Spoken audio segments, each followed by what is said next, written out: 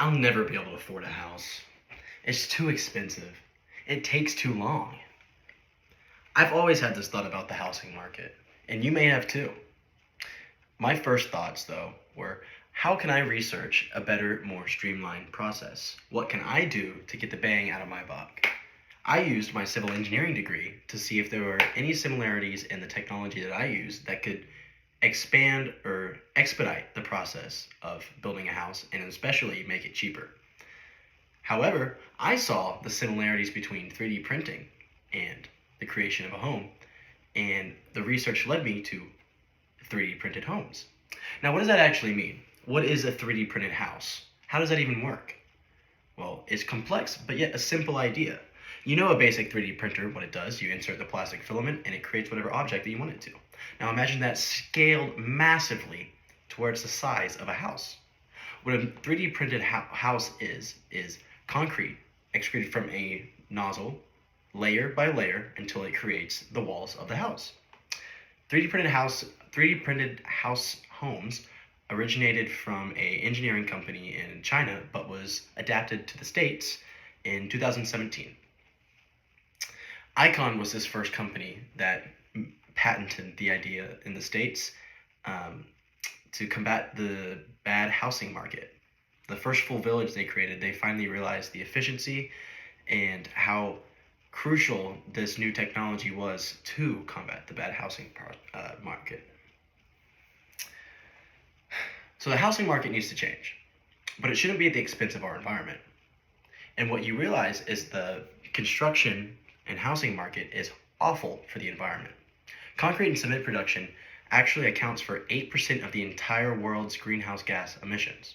However, 3D printing homes cuts greenhouse gases up to 70%, according to Andrea Palazzo.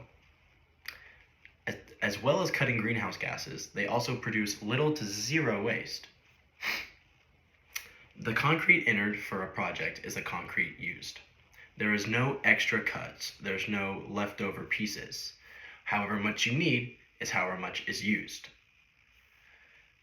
The concrete used is called lavacrete, which this is specific to Icon, which is using igneous rock combined with concrete to make the production of the material cheaper and less expensive for the environment. This material also adapts to heat and has better heating and cooling retentions, allowing for less energy used to heat and cool the building. So, as well as the direct placement, making little to zero waste, you use less energy, and the material used is better for the environment overall.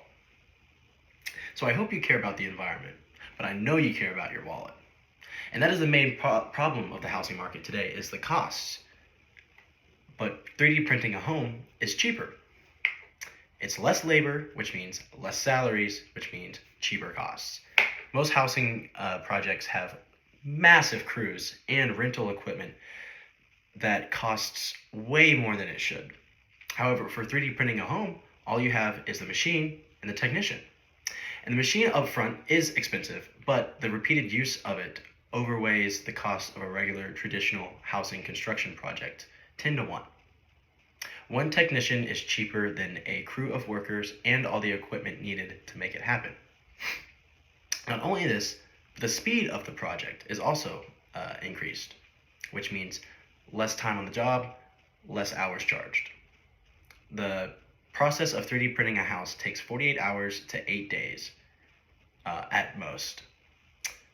According to Harold D. Hunt from Texas A&M Real Estate, you can save up to 10 to 15% and at maximum 35% on housing, specifically the frame.